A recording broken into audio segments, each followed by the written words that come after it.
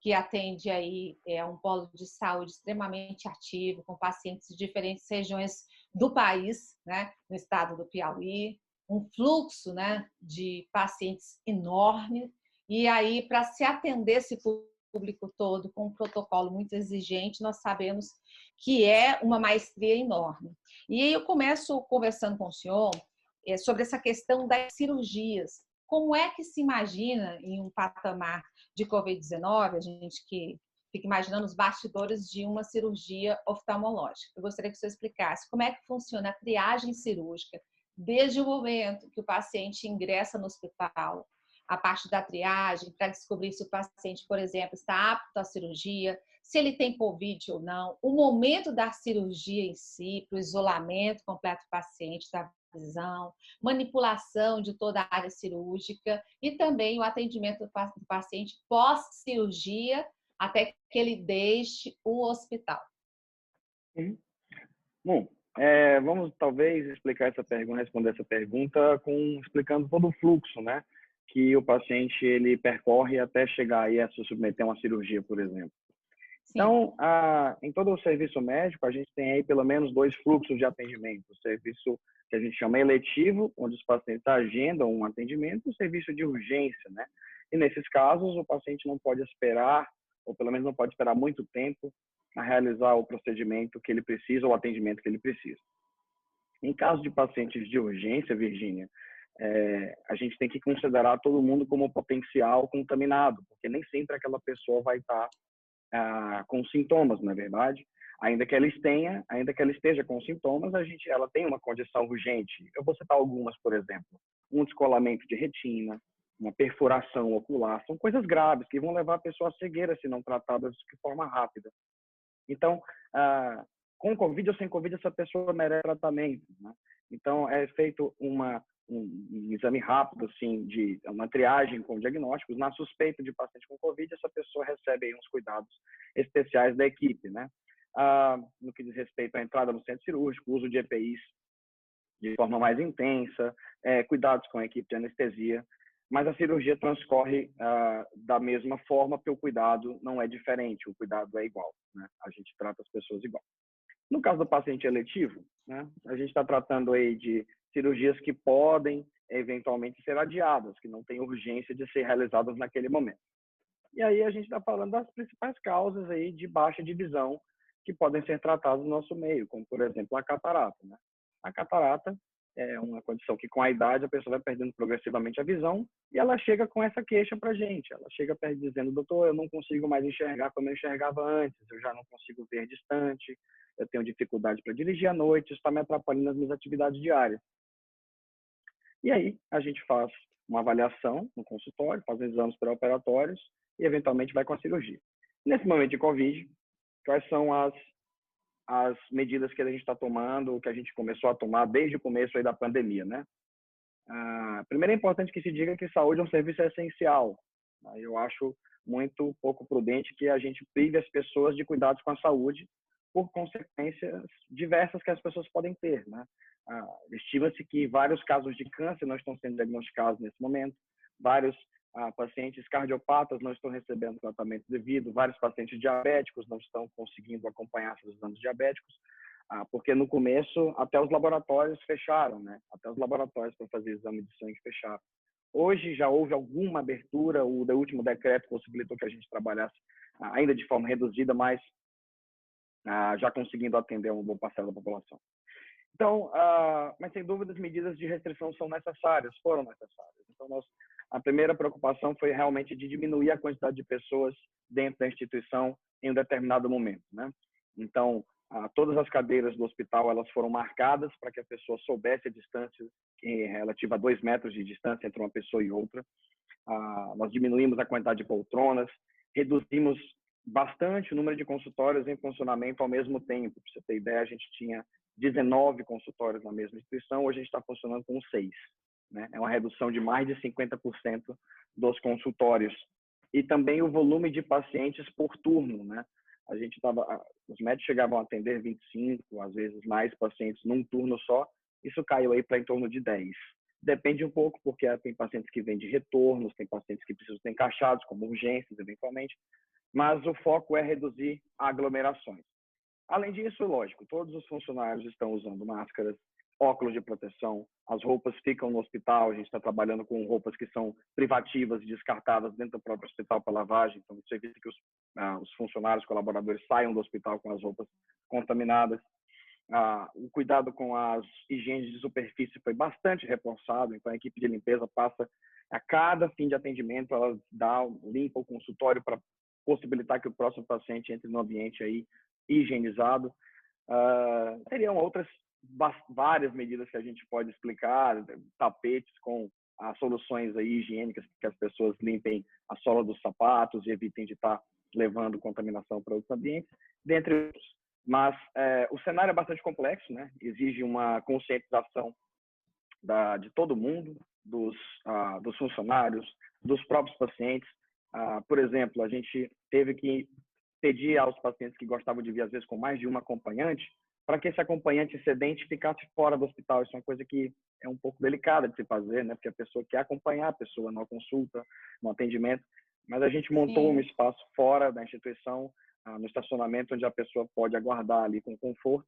Isso tem sido atendido na maioria das vezes, a gente tem tido sucesso, mas é uma batalha todos os dias vencer essa nova realidade.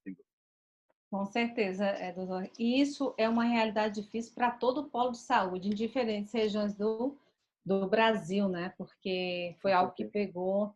E eu imagino assim que o senhor tem um hospital de olhos em um polo de saúde com uma estrutura que cresceu nas últimas décadas de forma bem estruturada. O senhor tem um hospital que tem uma estrutura privilegiada, investiu em tecnologia, e clínicas menores com certeza vão sofrer muito e vão ter uma situação um pouco mais angustiante, por exemplo, no seu caixa, para ter que investir muito, por exemplo, em EPIs, em segurança para clientes, em segurança para pacientes e para o seu corpo clínico, né? Para os seus atendimentos e para oferecer todo esse atendimento, isso tem custos, né? Requer investimentos. Isso vai pesar muito no caixa dessas empresas. Isso também, quando nós falamos do polo de saúde do Piauí, eu queria que o senhor fizesse uma análise de que talvez o Piauí, eu queria ouvir sua opinião, se o senhor acha que o Piauí, nesse sentido, com o polo de saúde que nós temos hoje, se ele larga na frente, quando eu falo da questão da estrutura do Piauí em relação a outros estados, por exemplo, do Nordeste? Eu diria que as capitais, né, as capitais dos respectivos estados têm bastante já pujança de saúde, praticamente todas, né? Agora, em relação a outras cidades, com certeza, né? Teresina é um polo de saúde que atrai bastante gente, né? Bastante pessoas buscando aí os serviços que os médicos e as clínicas e os profissionais de saúde prestam aqui. Mas, sem dúvida, o baque dessa pandemia é bastante grande, né? Então, imagine-se que, eu posso dizer, custos fixos, né? Aqueles custos que você tem todo mês, independente do funcionamento, para que você mantenha um serviço em alto nível funcionando, eles são bastante altos. E eles, eventualmente, não reduzem com o coronavírus, né? Houve algumas medidas em que nos ajudaram, né? Nós tivemos algumas flexibilizações trabalhistas, onde foi possível aí suspensão de contratos, diminuição de carga horária, para que você tentasse ao máximo adequar aí o funcionamento disso. Mas, enfim, não é suficiente, até porque houve uma queda de demanda muito grande, as pessoas estão com medo de procurar as instituições se tratar. Muitas instituições realmente fecharam temporariamente, e não se sabe se permanentemente, né? Porque é difícil você manter a instituição com esses custos. Então, sem dúvida, o baque é muito grande.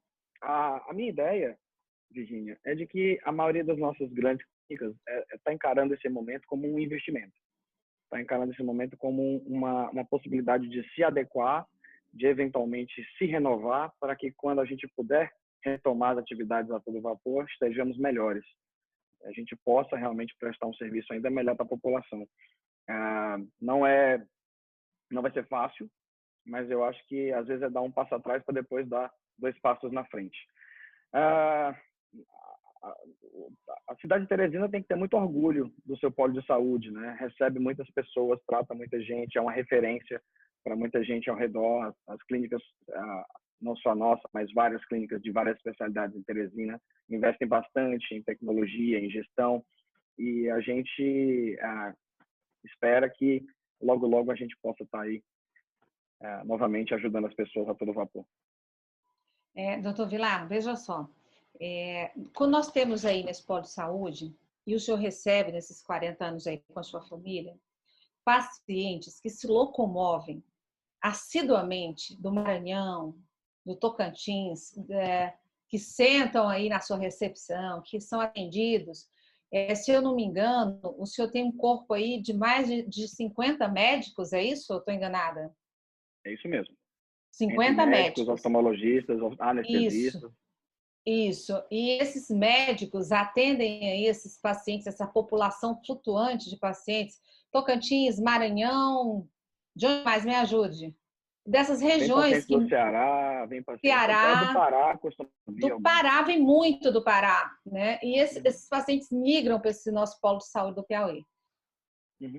Com a Covid, com a pandemia, eu queria que o senhor imaginasse um novo cenário comigo aqui, com a sua experiência, com a sua família, nesses anos todos, como é que deve ficar tudo isso, né? Porque essa migração, até que apareça uma vacina, esse cenário deve mudar muito, né? O fluxo de pacientes nas clínicas, até pelo que o senhor falou, o protocolo, o número de pacientes por vez, por hora, o atendimento prioritário, os pacientes que são casos especiais, idosos, enfim, pacientes de risco, tem a prioridade, o distanciamento.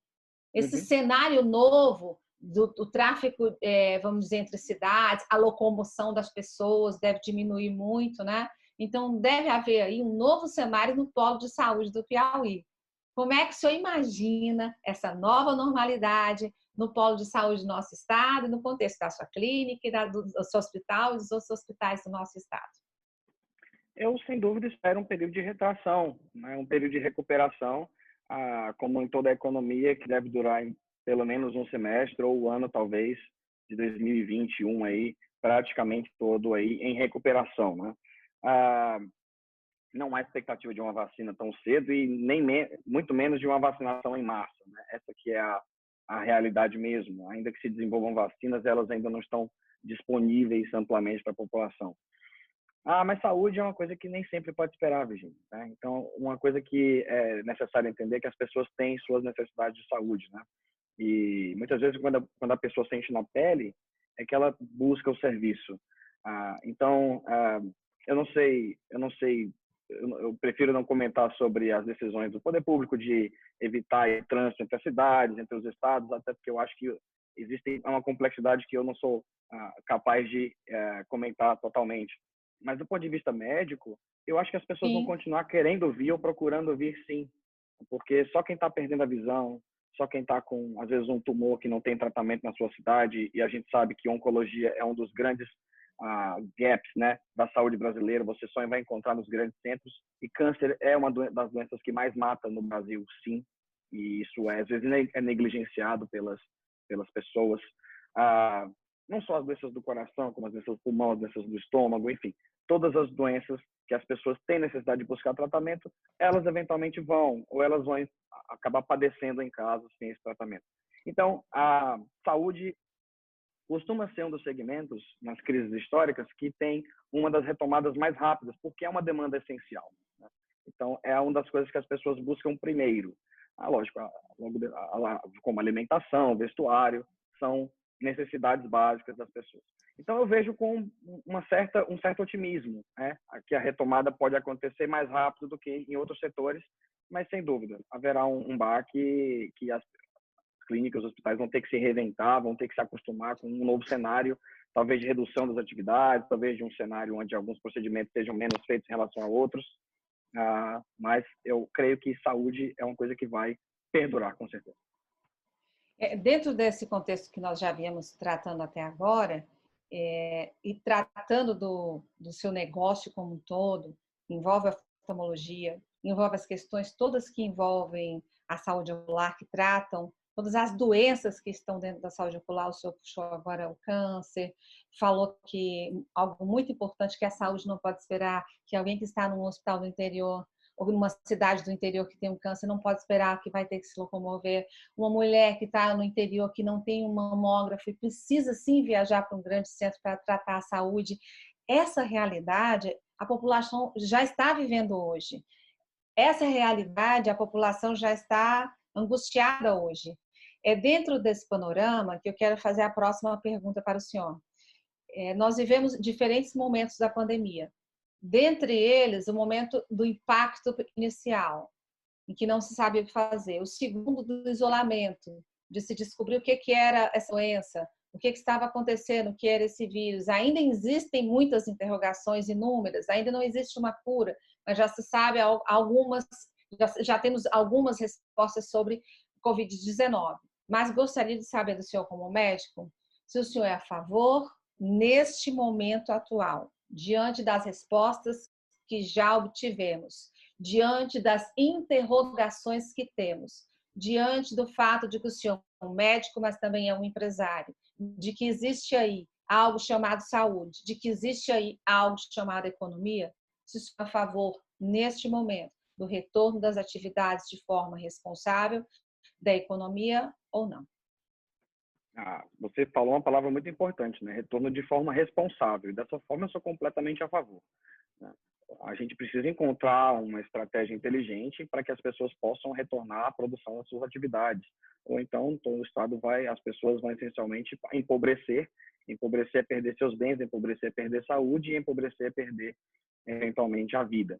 Então, a gente precisa também cuidar dessa parte, sem dúvida. Eu acho que os gestores têm consciência disso e eles veem um cenário da forma mais complexa, né? Existe toda uma complexidade grande envolvendo a saúde pública, o sistema sanitário, a questão dos centros em que há transporte mais um do que o outro, toda a logística que envolve, enfim, essa situação.